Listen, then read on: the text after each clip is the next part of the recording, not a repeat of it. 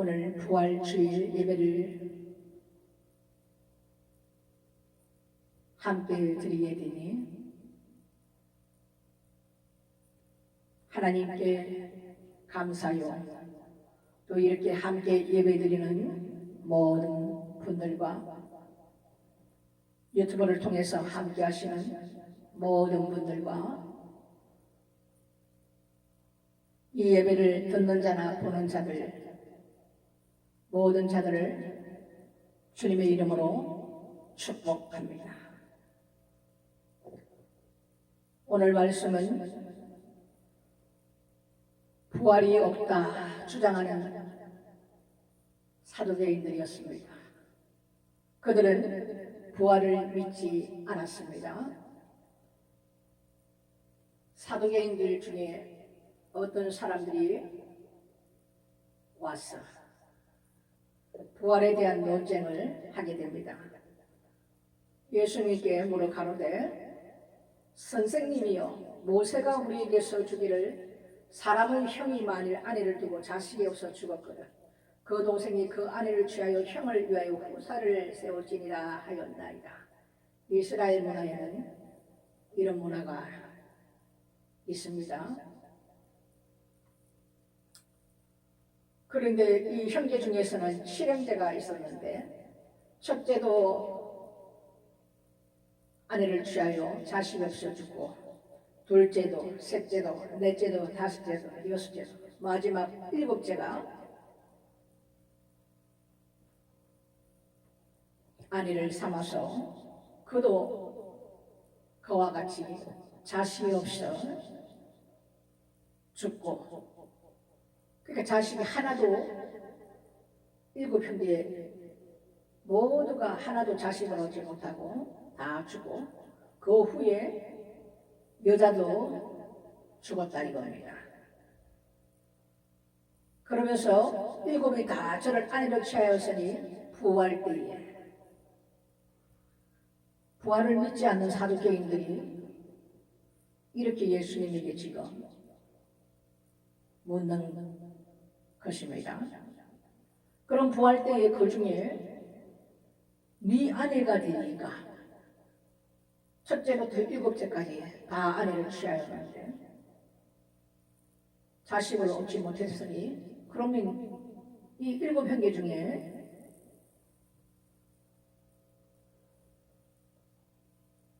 그 아내가 누구의 아내가 되느냐 이렇게 예수님에게 지금 묻습니다. 일곱이 다 저를 아내로 취하였으니 부활 때에 그 중에 네 아내가 되리까 이렇게 묻죠. 예수께서 이르시되 이 세상의 자녀들은 장가가고 시집도 가되 저 세상과 이 죽은 자 가운데서 부활함을 얻기에 합당히 여김을 입은 자들은 장가가고 시집가는 일이 없으며 이 세상에서는 시집가고 장가가고 우리의 삶 자체가 그렇게 반복되면서 흘러가는 삶이지만 저 세상에서는 저 세상에 있다는 얘기입니다. 죽은 자 가운데서 부활함을 얻기에 합당한 자 그들은 장가도 시집가는 일도 없다 이거예요. 저희는 다시 죽을 수도 없나니 이는 천사와 동등이요 부활의 자녀로서 하나님의 자녀임이라. 아멘. 굉장히 중요한 말씀이죠. 부활을 얻기에 합당한 여김을 입은 자.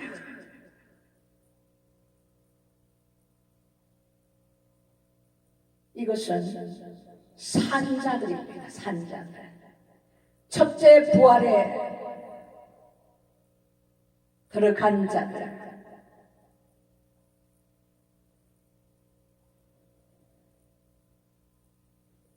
이미 그들은 부활체로 바뀌었기 때문에 천사와 동등하다고 말씀하십니다. 다 천사가 되는 겁니다. 첫째 부활에 참여한 자들은 부활 자녀로서 하나님의 자녀이다 이렇게 말씀하십니다. 부활된 자녀가 하나님의 자녀다.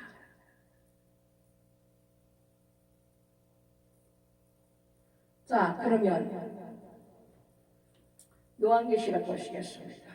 요한계시록 20장 6절 한번 보시겠습니다. 요한계시록 20장 6절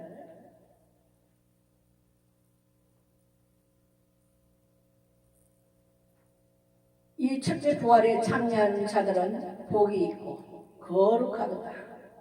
둘째 사망이 그들을 다스리는 권세가 없고 도리어 그들이 하나님과 그리스도의 제사장이 되어서 천년 동안 그리스도로 더불어 왕노로 타리라. 아멘. 굉장한 축복이 있는 것입니다.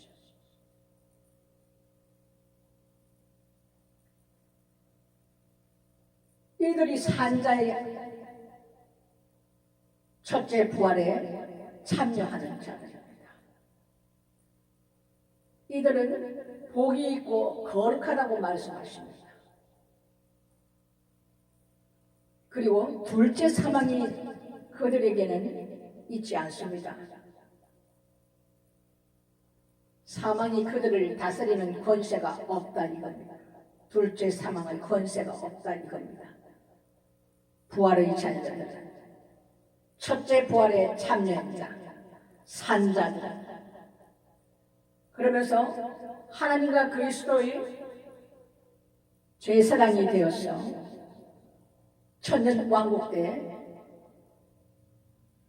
그들이 그리스도와 함께 왕노릇하는 축복이 있습니다. 이들은 죽지 않는 자들입니다. 그래서 산자들입니다. 죽은 자가 아닌 산자들입니다. 천사와 동등한 자들입니다. 그럼 어떤 자들이 이 첫째 부활에 참여하는 자가 되느냐? 계시록 20장 4절 말씀에 보면 또 내가 보자들을 보니 거기 앉은 자들이 있어 심판하는 권세를 받았더라.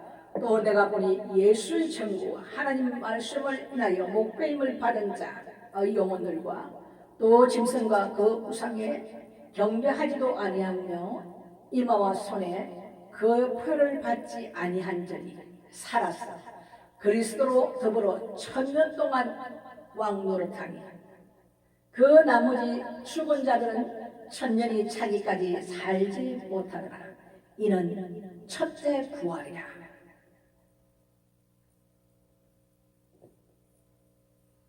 하나님 나라와 예수 그리스도의 선거로 인하여 목배임을 받은 자, 순교한 자들을 말씀하고 있습니다. 그리고 짐승 정부가 들었을 때에 짐승과 그 우상에게 경배하지 아니하고 그리고 그 이마와 손에 짐승의 표를 받지 아니하는 자, 이들도 순교자입니다. 예수 그리스도를 택할 것인지 아니면 짐승에게 표를 받을 것인지 갈림길에 섰을 때 우리는 어떤 길을 갈 것인지 선택해야 된다 이겁니다. 이런 자들에게는 주를 위해서 목숨을 버린 자, 예수 그리스도를 택한 자, 이런 자들에게 주시는 것이 첫째 부활에 참여하는 자의 영광을 하나님께서 주신다 말씀하고 계십니다. 그 나머지들은 죽은 자들이라. 이들은 죽은 자들이지만 예수 그리스도를 택한 자들은 산자. 그래서 하나님은 산자의 하나님이라 이렇게 말씀을 하십니다. 첫째 부활에 참여한 자,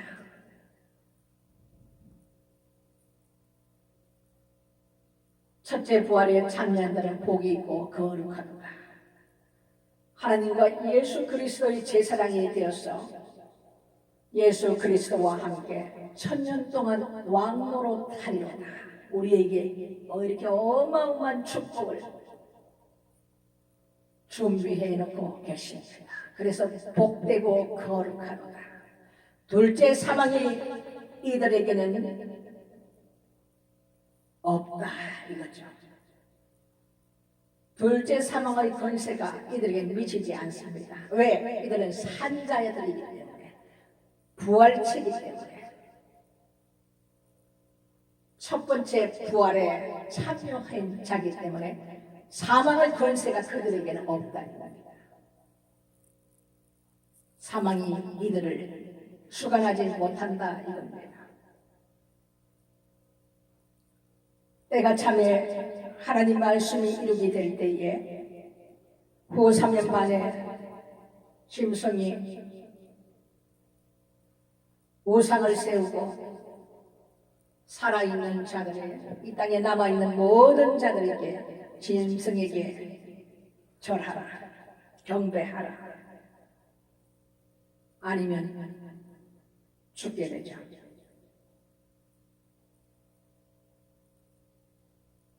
그래서 요한계시록에는 이때는 죽는 자가 복되도다 이렇게 말씀했어요. 왜? 짐승을 따르지 않고 죽으면 죽으리라. 예수 그리스도 생명을 따르는 이들은, 죽는 자들은 복되도다 이렇게 말씀을 하셨습니다.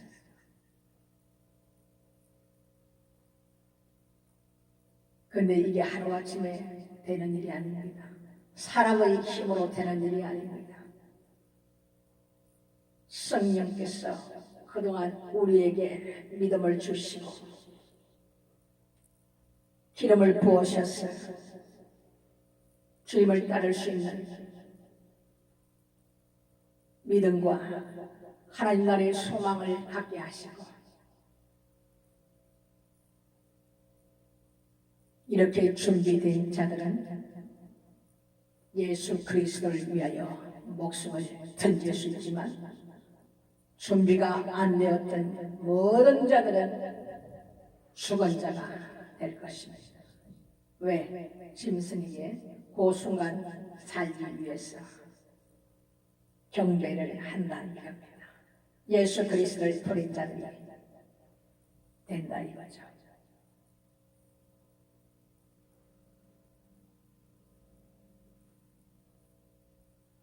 축복과 저주가 갈리는 갈림길에서 과연 우리는 어떤 길을 택할 수 있을까요? 이 세상에 남은 자들은 어떤 길을 택할 수 있을까요? 그것은 각자의 몫입니다. 이 땅에 남지 않는 돌림받는 여러분이 되시기를 주님의 이름으로 축복드립니다.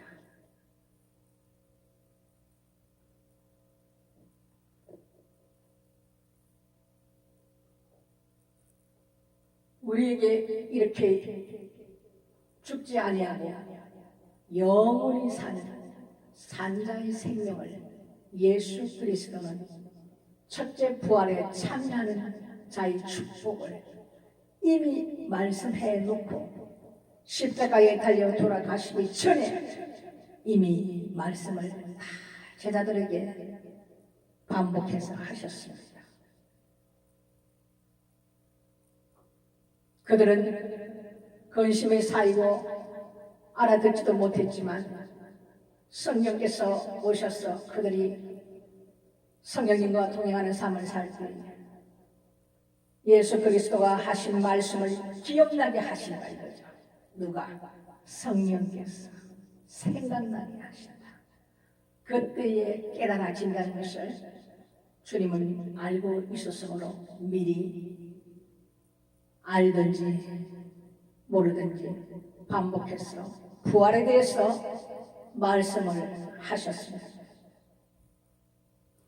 내가 십자가에 달려 죽고 3일 만에 다시 살아나리라.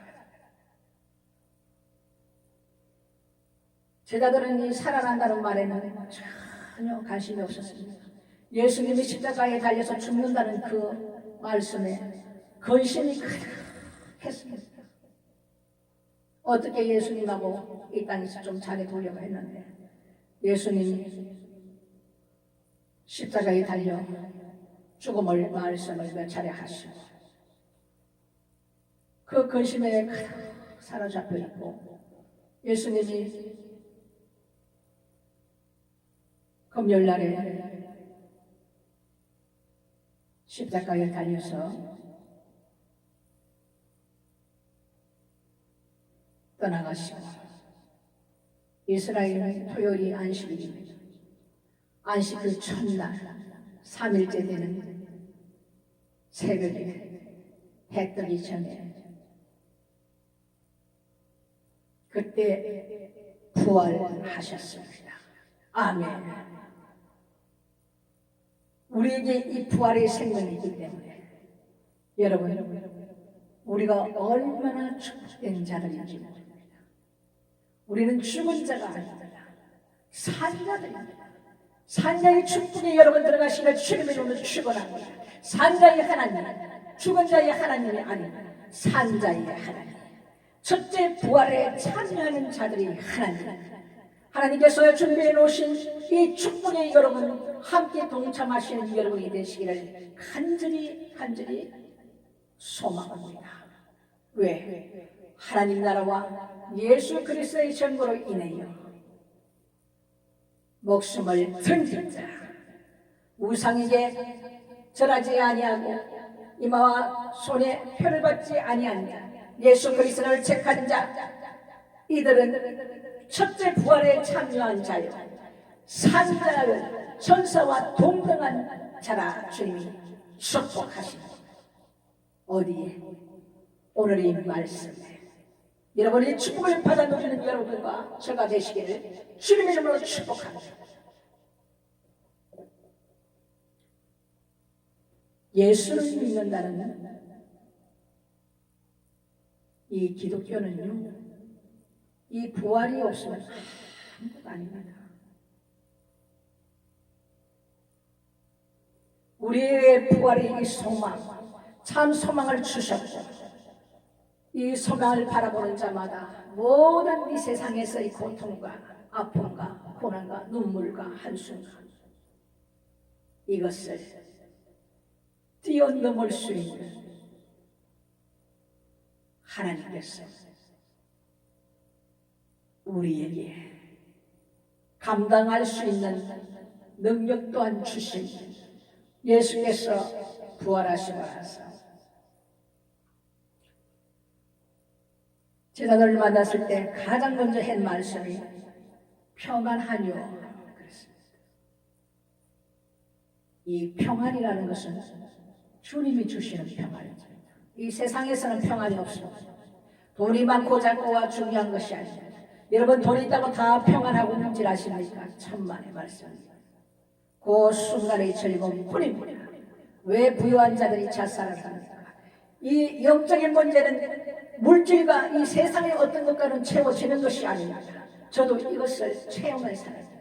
세상에 있을 때 그 어떤 것을 가지고 싶고 입고 싶고 보석을 사고 좋은 차를 돌리고 여행을 떠나고 외국으로 떠나고 다 해봐도 내 영혼 안에는 채워지지 않는 갈급함이 항상 남아있고 내 인생은 즐겁지가 않더라고요.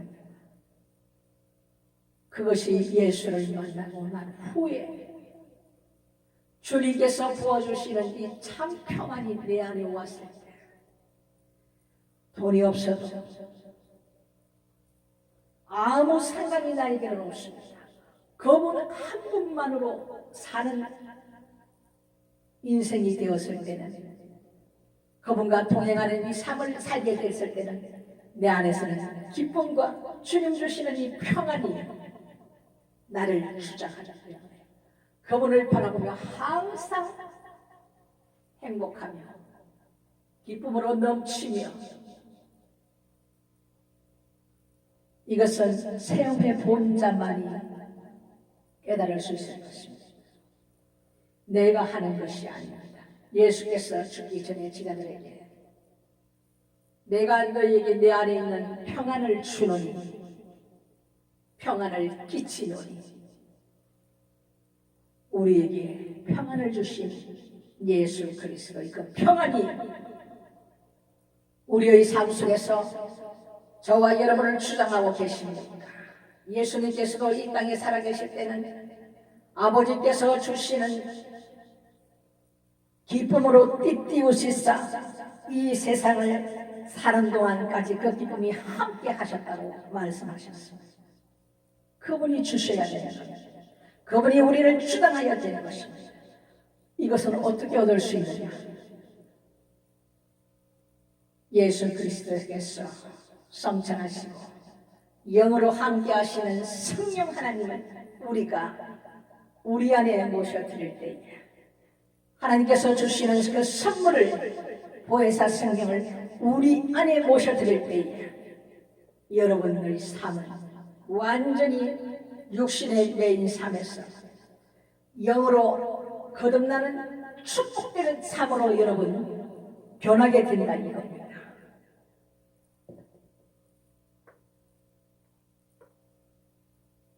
성령의 세례를 받았느냐?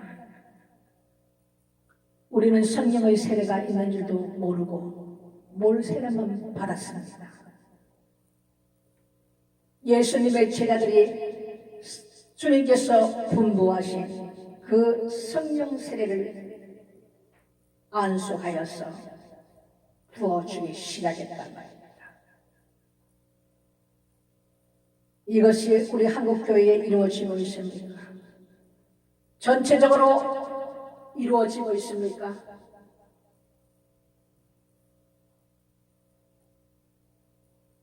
이 구원의 문제는 하나님과 나와의 문제입니다. 누구도 부모 자식 간에도 남편도 아내도 대신해 줄 수 없는 문제입니다. 여러분 사람 바라보지 마시고 주님만 바라보며 그분에게 나의 고통과 나의 슬픔과 나의 모든 문제들을 토로하고 기도하십시오. 하나님께서 죄악이 많은 곳에 하나님의 은혜가 크시다 말씀하셨습니다. 우리는 모든 죄 문제를 해결할 수 있는 방법이 없습니다. 왜? 죄성을 갖고 태어났다 이겁니다. 하나님께서 우리를 창조하실 때는 하나님의 형상으로 만들었지만 아담 이후로는 죄로 말미암아 태어나는 자식들이 아담의 형상으로 태어났다라고 창세기에는 말씀하고 있습니다. 그 죄성을 가지고 태어났다 이겁니다. 그래서 이 죄 문제를 우리가 해결할 수 없으므로 하나님께서 독생자 예수를 이 땅에 보내셨어. 그를 화목제물로 속건제물로 삼으셨다니 피 없이 죄 사함이 없느니라.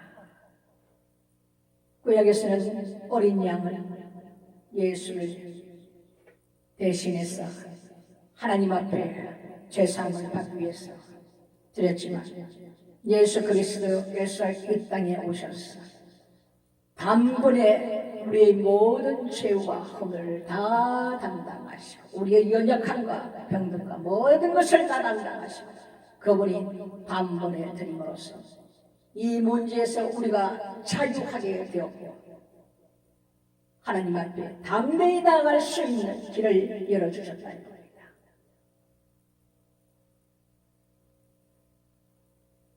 우리는 변해야 됩니다. 시간이 많이 남지 않았습니다.